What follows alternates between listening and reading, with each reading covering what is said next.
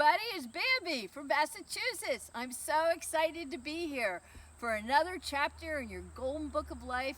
What's it all about, Alfie? So step on in here and I'll tell you some more. So my friend Ellen is filming me, and you might hear a little bit of noise because I live on a 2-lane highway, but I wanted to say I am so grateful to ORI for this opportunity to share with you today some empowering tools, and they have helped me so much these past 17 years. And I was out there at the Power of the Thought School 2 years ago, and they so inspired me. I created this book in my presentation, and it's called Bambi's Book of Life. And you might think I don't know how to spell life, but I do. I call it LIPH, L-I-P-H, litmus test. Is your life sweet or sour? And I love this saying by Marcel Proust on the back. The real voyage of discovery consists not in seeking new landscapes, but in having new eyes. I was a librarian, a graduated librarian, retired librarian, always a librarian, and I do love to read, and I also love to express quotes from people. And one of my favorite quotes is by Edith Wharton, and I put this golden crown on, and this is what Edith Wharton said: there are 2 ways of spreading the light, to be the candle or the mirror that reflects it.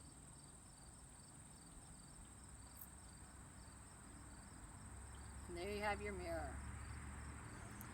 So I have been teaching the Frog Castle Creative Arts Camp journey for the last 33 years, and we've had over 1,000 participants. We've had amazing fun in these transformative creative adventures, and I feel dowsing and creativity are one and the same energies, and there are some power tools that I'd like to help you with. But first, I'll tell you the motto of the Frog Castle. It's a positive attitude lights the way for positive results. And if we ever need anything positive, it's the times we're navigating now. And I also love this quote by Albert Einstein: imagination is everything. It's a preview of life's coming attractions. That's a lot to think about. So we've had a lot of fun with the Frog Castle and creativity, and now more than ever we need to use our imaginations, and we need to remain in the light and try to find our equilibrium and remain in the light for others to be able for themselves to be in the light. I don't know about you, but the train station's getting a little bit closer, and I look at all these golden moments with gratitude, and I try to find the blessings and the silver linings. If there's one thing I've heard more than anything these last 6 months, it's people saying they're looking for the silver linings and finding them. And we need to find gratitude and love in our life, and we also need to move out of fear. And I love this quote by Helen Keller: life is a daring adventure or nothing. So what are the ways to remain in the light? Well, I remember many moons ago, I was at an ORI convention, and Bob and Marty McCusick were speaking, and they were talking about energy, and they were talking about energy using a metaphor of a washing machine, like the agitation cycle. And I think we could all agree 2020 has been one gigantic agitation cycle. And what we need to do is we need to try to find ways to find our equilibrium and navigate these times. And you'll notice I say the word navigate a lot because it's always on my mind, and I'm always working on that. So here are some ways we can work to try to get clear-headed and find a higher frequency. And I call these dowsing keys for our equilibrium. Allow yourself to the ability to see things with new eyes, a different perspective.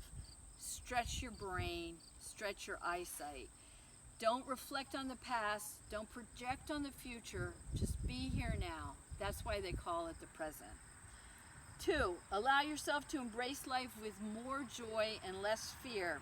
I find that I can navigate these times easier when I'm creating, and that creating could be gardening, it could be knitting, it could be stacking wood, it could be playing with my animals, it could be walking in the woods, it could be sewing, it could be anything, but it's what gets me out of my current headset, and that's what really helps. And the third one is, remember, when you're doing anything creative, have fun, and do it with reckless abandonment, no attachment whatsoever to the end results. And as I said, be outside as much as you can. Nature will always support you and embrace you. So I've been working on this for quite a few years, and it's called Animal Crackers. And I'm sure all of you remember this little this little box of animal crackers we got in the supermarket. And I feel that dowsing and creativity are one and the same energies, and intuiting when I say dowsing. So when I look at this little box of animal crackers, and I'm talking about the six senses and embracing those six senses, I'm thinking seeing these beautiful bright colors of these animals.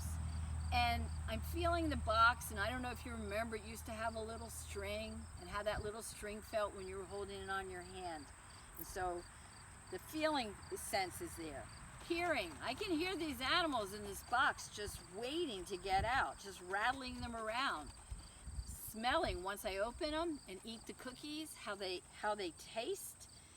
And then I'm biting off the head of an elephant or a tiger. And so I'm using my imagination. And that's when I say the six senses are all awakened, and I'm just in this box of animals at the circus or at the zoo. So how can you use these same energies of eating animal crackers? We can't eat animal crackers all day. How can we use these six senses to lead a creative life and to pay attention? Well, we can see good things. We can see a lot of noise with the motorcycle going by. That was a hearing. Okay. Well, we can see good things, and we can see bright colors and images and photographs that bring us to our source of happiness. We can hear good music. We can say uplifting words. We can speak and hear kind words. Tasting. We can imagine what the color orange tastes like when we're eating a carrot. Have fun with that. Feeling. Okay, tactile experiences. Petting our animals that we love so much. Blankies, soft flannels, babies. You know what things are that feel nice. Smelling. Okay, memory enhancers. Have lovely candles around so that they just evoke a nice thought. So the sixth sense is your intuition and your dowsing. You're not attached to how you're feeling, because your creativity helps you get kind of in flow. And so all these wonderful things can act as ballast, and they will. And there's a quote by T.S. Eliot, and I love this quote. And it said, "We shall not cease from exploration, and the end of all of our exploring will be to arrive at what we started and know the place for the first time." And I always feel whenever I create that I go in the circle and always come back to where I begin. And that's the loveliest thing about non-attachment. So another thing that I do to help is you need to use your imagination. Think about this song, row, row, row your boat, life is but a dream. Well, what's your dream? What does your dream look like? You have to believe that it's waiting for you. You need to use your imagination that anything is possible. We have to think about the power of words. In the beginning of this whole thing 6 months ago, this pandemic, the word that came to my mind all the time was denial, denial. And I worked out of denial, and I went into challenge, challenge. And now I have moved forward to opportunity. This is the golden opportunity. This moment that we have is the golden opportunity, and we need to pay attention to that moment to embrace that. So watch out for your words and live the golden life. What's it all about, Alfie? That whole song is all about love, and that is all that it's about. Just love more. I love this quote by Lily Tomlin. "I refuse to be intimidated by reality." That motorcycle driving by. Okay, another thing I do. Captain Kangaroo. I love Captain Kangaroo. I loved his cigar box.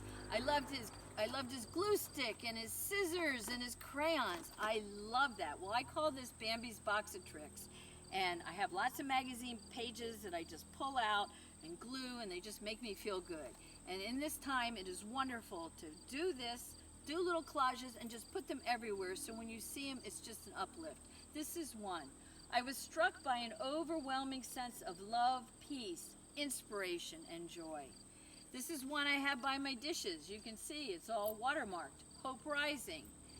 Okay, this is one I just found in the box when I was getting ready to do this for you.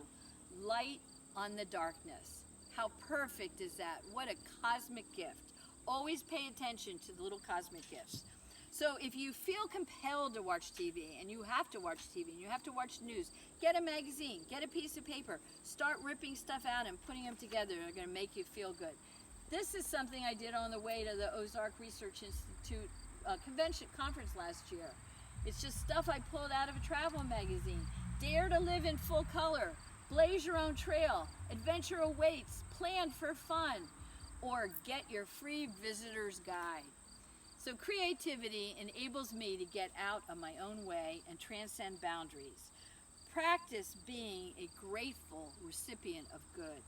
When you play and laugh, you open yourself up to infusions of healing love. Well, another familiar quote Marianne Williamson wrote, "Our deepest fear is not that we are inadequate, it is we are powerful beyond measure. It is our light, not our darkness, that frightens us." Face the light and let go of fear. And I have this amazing quote by an anonymous person that has always helped me. When you come to the edge of all the light that you know, and you're about to step off into the darkness of the unknown, faith is knowing that one or two things will happen. There will be something solid to stand on, or we will be taught to fly. I love that. Well, I also love Mr. Rogers, and I love his show, and I always loved how engaging it was, and I always felt like we were really on a visit. And this is a virtual visual visit as well right now. So what I want to do now is I want to take us on a little walk, and I want to show you some of the things I've created, co-created with Dan the man, my loving husband, and it'll be fun. So let's go on this little walk, and oh my gosh, I'm turning into a frog. This is something that I made for my 50th birthday. There was a town parade serendipitously with my birthday, and I created this frog, and she's been in a lot of parades, and she's had a lot of fun. And so this is my backyard over here, and in here my children's playhouse is a little being that I co-created, and her name is Bambi, and I created her with a friend named Pam, and my name's Bambi. So Bambi's there, and she helped me when I was transitioning from the library. I love my job, but it was time to graduate, and so Bambi was the vehicle to help me with that. And we've written amazing stories about Bambi. And so now I'm going to go here a little further. Here's some flowers I created, some glass flowers out of old glasses. And here is one beautiful, spectacular, enormous, incredible sunflower from a peck of sunflower seeds. And over here is my buddy, Ganesh, remover of all obstacles. I love Ganesh. And over here is my dear old dad, an exquisite crabapple tree in its full glory. And over here is a mulberry tree, a weeping mulberry tree.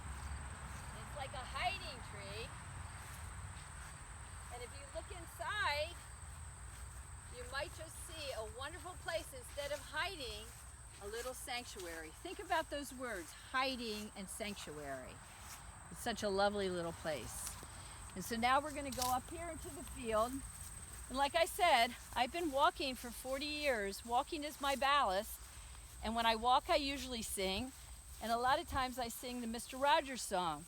It's a beautiful day in the neighborhood, a beautiful day for a neighbor. Would you be mine? Could you be mine? Singing helps me get out of my headset, and it provides a ballast. Walking helps me because there is no ceiling, and I walk to be able to come back to myself. And my sheep, my beautiful sheep. Dan and I raised sheep for 20 years, and one night a coyote came, and my loving husband created these for me. So I actually woke up this morning and looked out of my porch, and I said, wow, we have sheep again? So what's our reality about, really? So here we are, we're walking up to a water dome. This is an energy dome that has 5 currents of water circulating around, and And I've been working on this energy dome for about 30 years. And I'm going to take off my frog head and welcome you into the energy dome. So, this is Ganesh. And what I do with my energy dome is I call in the archangels, the 4 directions. And you can do this anywhere.